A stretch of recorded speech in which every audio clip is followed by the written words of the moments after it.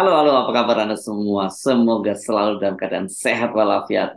Nih, Bung Rocky, saya kira kita mesti ngomongin dua capres nih ya, dan kelihatannya ini dua capres yang baru akan muncul ini,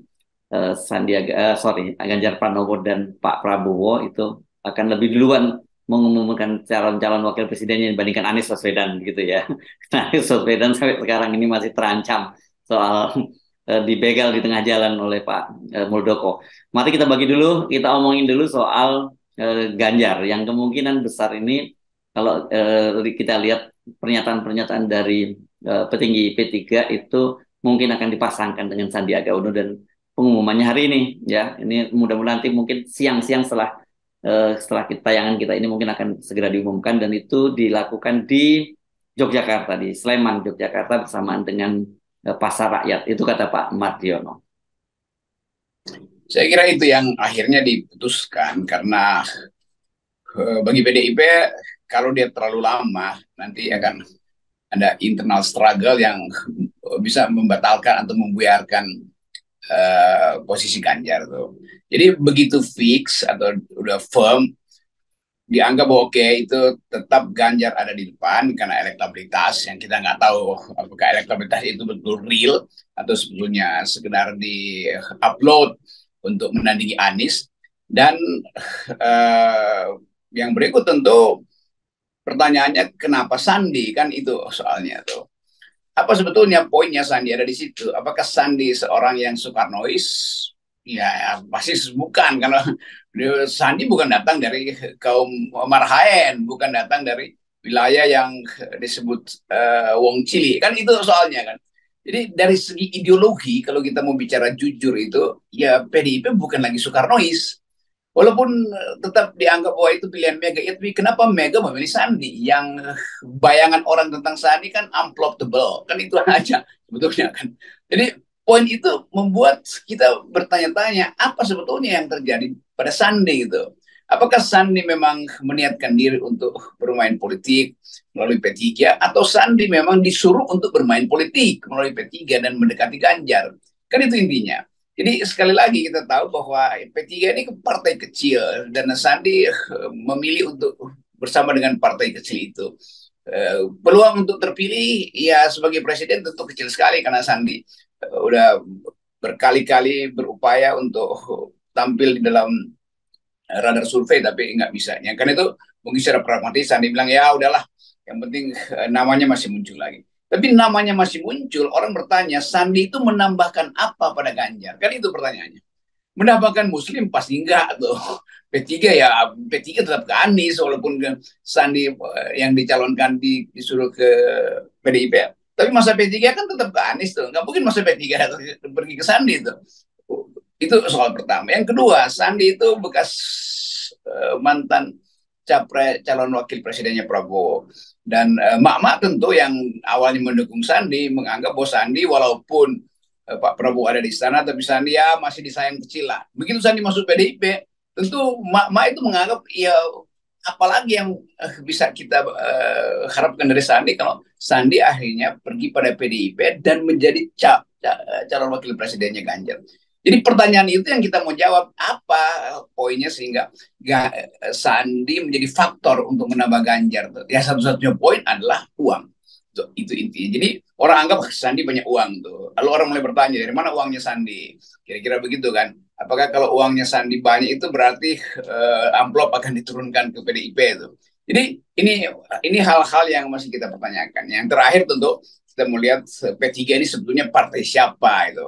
Apakah dia partai umat Islam atau partai yang sengaja ditempelkan di situ warna Islami? Kan itu soalnya.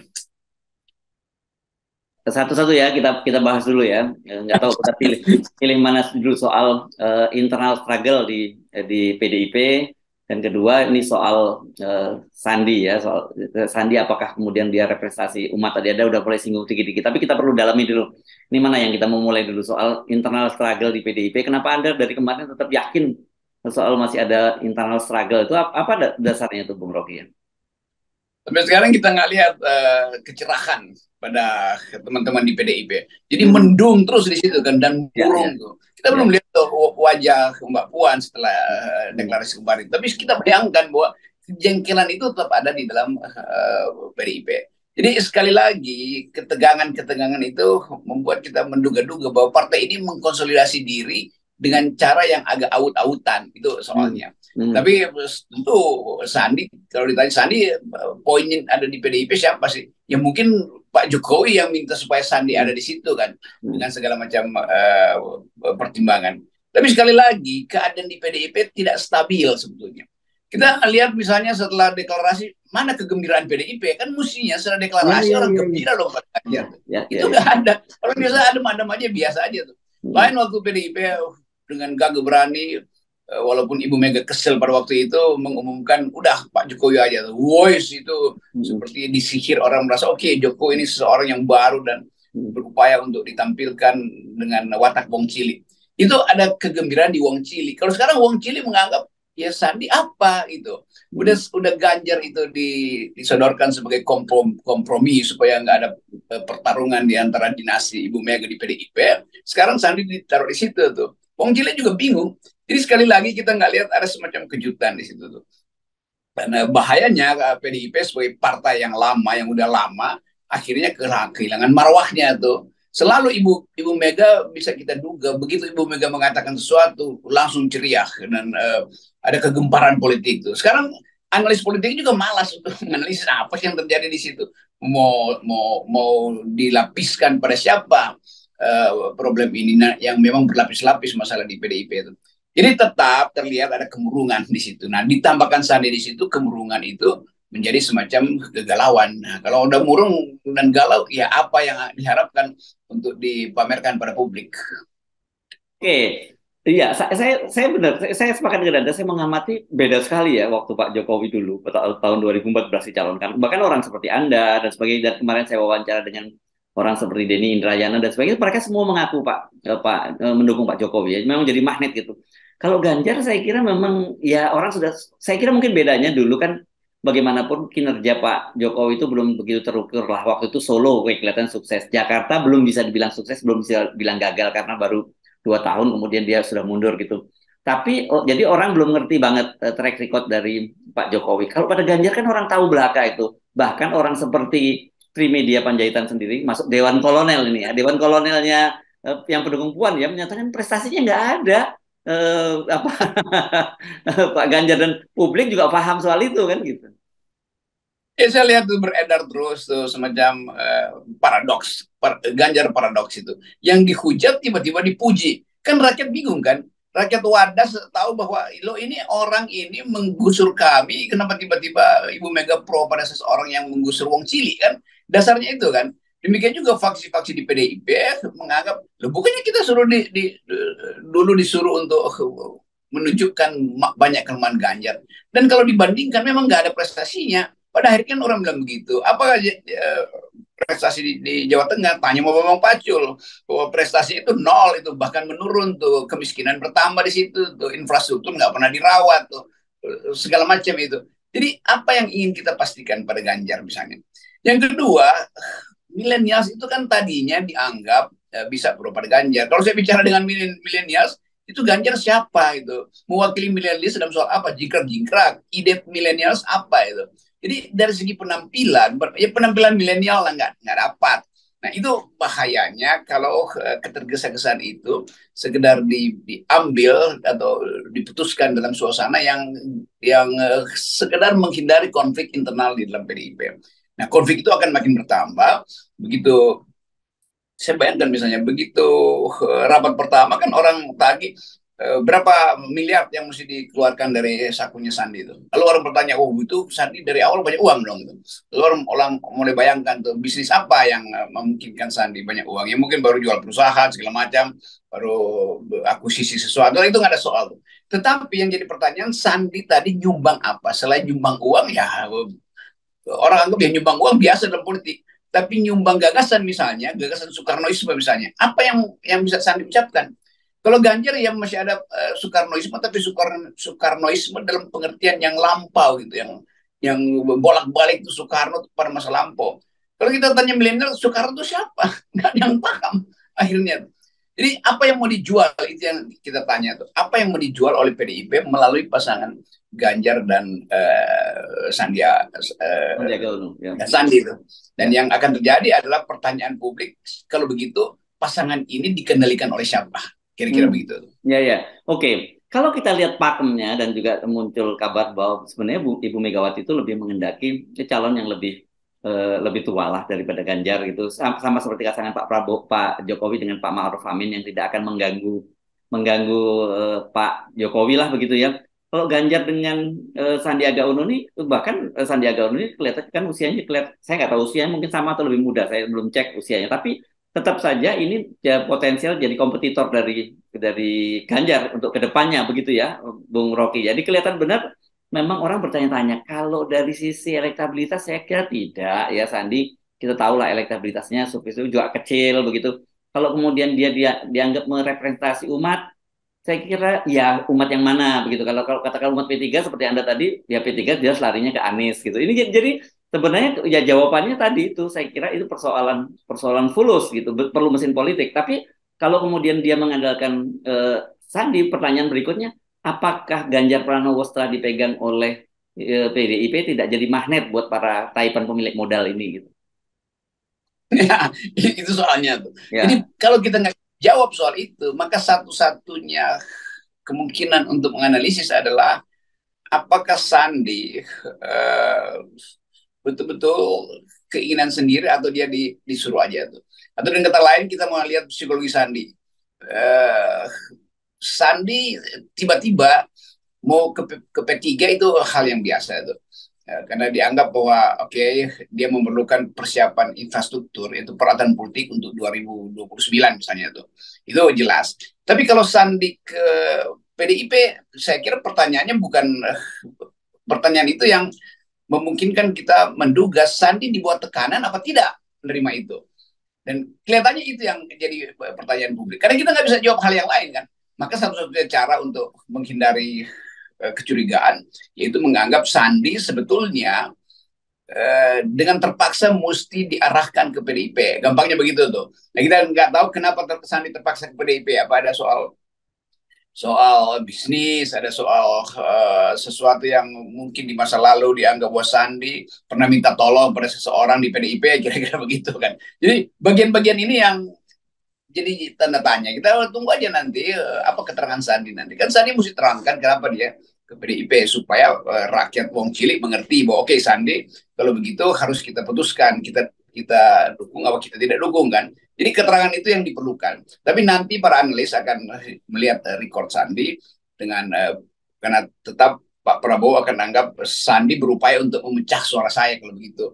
Karena dia dulu adalah pasangan dengan Pak Prabowo. Lalu Pak Prabowo mungkin menganalisis kenapa Sandi ditaruh ke PDIP itu. Apakah ingin menguji bahwa kimia antara Sandi dan Prabowo itu tidak mungkin lagi dilekatkan kembali itu. Demikian sebaliknya bagi Anies pertanyaannya adalah Sandi kan mantan wakil gubernur saya, kenapa dipisahkan dari saya tuh. Jadi kira-kira banyak persoalan. Sandi hendak dipisahkan dari orang-orang yang tadinya adalah pasangan dia, dari Prabowo dan Anies Baswedan. Tapi ini analisa sementara Ya. kita menunggu apa yang diucapkan oleh Sandi sendiri. Ya, ya. Ini artinya if ini ya, kalau kita memang betul nanti akhirnya Sandi dipasangkan dengan Ganjar Pranowo ini, dengan analisis tadi kita bisa simpulkan ini ada semacam kawin paksa ya, Bung Rocky ya. Jadi tadi saya mencari kalimat nggak dapat. Jadi kawin paksa atau bahasa apa namanya unholy marriage itu kawin yang tidak Ya, suci kayak ya, ya, gitu ya, kan. ya, ya, Karena ya, ya. ada hal-hal yang orang anggap melekatkan dua fasilitas yang berbeda, dua kimia yang berbeda. Sandi datang dari wilayah kapitalisme, sementara PDIP diasuh oleh prinsip-prinsip sosialisme itu. Jadi itu nggak cocok. Sandi berupaya untuk menampilkan diri sebagai Muslim, tapi orang bisa lihat record Sandi memang ada keislaman di situ, tetapi Islam yang dimaksudkan adalah Islam bukan Islam dalam pengertian ideologis gitu. Jadi sesuatu yang juga orang anggap bahwa ada ada kesederhanaan pada Sandi, boleh kita sebut itu. Tapi selepas itu orang akan hitung kalau Sandi misalnya Muslim, mestinya dia berpasangan aja dengan Anies lagi kan supaya lekat di situ. Jadi juga ada unsur untuk mempromosikan Sandi sebagai seseorang yang dekat dengan Muslim untuk memecah suara Anies yang memang dari awal dilekatkan dengan Muslim. Kira-kira begitu tuh. Atau Pak Prabowo yang juga di awal 2019 ada elemen Muslim, pemilih Muslim di situ, kemudian mau diambil oleh Sandi. Jadi tetap salah duga sebenarnya, karena Sandi bukan asalnya Muslim, Sandi orang akan lihat sebagai pemodal. Itu lebih dulu orang lihat. Nah, tapi kalau tadi kan Anda menyebut bahwa memang tidak setelah Ganjar jadi diumumkan tidak ada euforia di publik dan juga yang terjadi malah kemurungan di PDI. Jadi kita bisa memperkirakan ini artinya suara dari Ganjar itu ya betul-betul kalau itu pun kalau PDIP terkonsolidasi dengan baik itu sumbernya dari PDIP. Kan gitu ya, Bung Rocky. Kalau ada tambahan nggak terlalu besar juga. Artinya kan sebenarnya suara PDIP ini kalau dari sisi suara kan cuma 19% sekian juga gitu. Paling naik-naik kalau survei sekitar 22 sampai 23. Sementara Sandi kita tahu tidak punya cukup modal elektabilitas kecuali yang Anda sebut tadi modal. Jadi sebenarnya ini kalau memang jadi dipaksakan sebenarnya juga tidak terlalu promising ini ya pasangan ini ya. Ya juga saya kira juga masa PDIP tahu bahwa ya Sandi itu orang PDIP, tapi dia bukan kadernya Mega kan begitu kan. Jadi Sandi justru bisa besar namanya itu karena dianggap orang Jokowi kan, masalahnya itu. Nah, sekarang Pak Jokowi kira-kira mau kirim sinyal, iya dia orang saya tapi saya titipkan ke Mega. Itu PDIP nggak percaya. Sekali Bambang Pacul bicara nanti di Jawa Tengah, buyar lagi itu teori itu kan. Jadi tetap Sandi kita atau kita Ganjar nih lihat bahwa maksudnya? Sandi atau ya Ganjar nih? Ganjar. Oh Ganjar, maksudnya Ganjar. Ganjar, oke Ganjar ya. Oke. Jadi faktor Ganjar itu di PDIP dia hanya ambil bagian mungkin 25% dari PDIP kan. Karena Hmm. dianggap ya, apa orang PDIP bahkan tetap curiga jangan-jangan Ibu Mega lagi ditipu oleh Jokowi itu. Hmm. Hmm. Seolah-olah Jokowi menganggap ya silakan ambil lah nanti di ujung tuh saya akan atur kabinet tuh melalui Ganjar. Hmm. Jadi itu yang terjadi itu. Sebagian mungkin sebagian besar elit PDIP justru mencurigai kehadiran Ganjar di situ. Tapi nggak bisa ngomong karena Ibu Hmm. Mega udah pastikan bahwa yang saya pilih bukan Kartini tapi Kartono. Kira-kira itu. Ya, ini jangan diulang-ulang terus ini. Memang kita semua jadi bingung karena tanggal 21 April gitu yang itu hari Kartini dan kemudian kalau kita baca konsideran yang dibacakan oleh Ibu Mega semua itu mengarah pada Puan begitu ya. Tiba-tiba yang muncul kok Ganjar begitu ya. Jadi saya juga curiga jangan-jangan itu memang tidak apa secara tergesa-gesa pidato itu sebenarnya endorsementnya Bu Mega itu kepada Puan tapi tiba-tiba dimasukin nama di tip X Puan terus diganti nama Ganjar gitu jadi konsideran sama ininya nggak matching gitu Bung Rocky.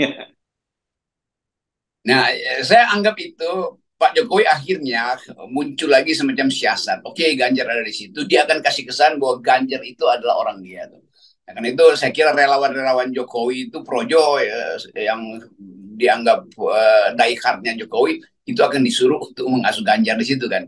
Ini akan ada konflik dengan PDIP sendiri kan. Jadi bayang Ganjar masuk ke situ, tetapi gerbong Jokowi juga ikut di situ. Itu akan bertabrakan dengan gerbong PDIP yang dari awal hati-hati dengan Ganjar. Itu kesulitan PDIP sendiri itu. Yang memang kita tahu ya ini partai yang pasti akan berantakan sebetulnya. Kalau dia keluar dari pakem Soekarnoisme itu pasti berantakan tuh. Kalau dia Ya, bertahan dengan Soekarnoisme juga akan jadi partai layu karena ide Soekarno nggak bisa dibuat segar oleh elit PDIP. ya, ya. Oke, tapi kalau kalau Sandi ini Anda melihat maksudnya itu lebih pada karena Pak Jokowi, karena bagaimanapun kan juga kita tahu Pak Jokowi nempat orang seperti Erik ditaruh di PAN, lalu dia kemudian di P3 dan sebenarnya Pak Prabowo sendiri juga didorong untuk membangun koalisi sendiri kan gitu. Ini kan sebenarnya semua itu dalam rangka menggembosi Anies lah kira-kira begitu ya. Tapi persoalannya pertanyaan saya apakah memang betul-betul Sandiaga Uno begitu ngotot sampai kemudian pamit ke Gerindra yang sebenarnya lebih pas lah habitat dia di situ gitu dan kemudian pindah ke P3 yang kita pertanyakan soal pasca ini seperti apa pasca pemilu 2024. Jadi menurut Anda itu siapa sebenarnya yang mendorong mendorong Sandi ke dalam itu Pak Jokowi atau ada orang-orang lain mungkin yang di dalam yang menjaga yang juga punya kedekatan dengan Ganjar Pranowo gitu. Kalau kita lihat faktanya, artinya Sandi lebih takut pada seseorang daripada Prabowo. Hmm. Sandi Oh ya ya ya ya ya. lebih tegan pada seseorang itu daripada Prabowo. Kalau Ya, dengan Pak Prabowo kan kayaknya juga udah jalan tuh, betul, walaupun betul. ketegangan kecil kan udah beres tuh. Hmm. Jadi kita lihat bahwa Pak Prabowo tentu tahu bahwa Sandi itu ada sesuatu yang membuat dia akhirnya tunduk pada seseorang yang bukan Prabowo. Kira-kira begitu Hmm. gampangnya. Jadi lebih baik kita ucapkan hal semacam itu. Bahwa Sandi tadi betul ada problem pasti sehingga disuruh ke situ. Dan Hmm. kita mau lihat misalnya impact-nya buat PDIP sebetulnya. Yang saya bayangkan sebetulnya PDIP ini, bayangkan misalnya Ganjar jadi jadi presiden dan hilang warna Soekarno di situ tuh.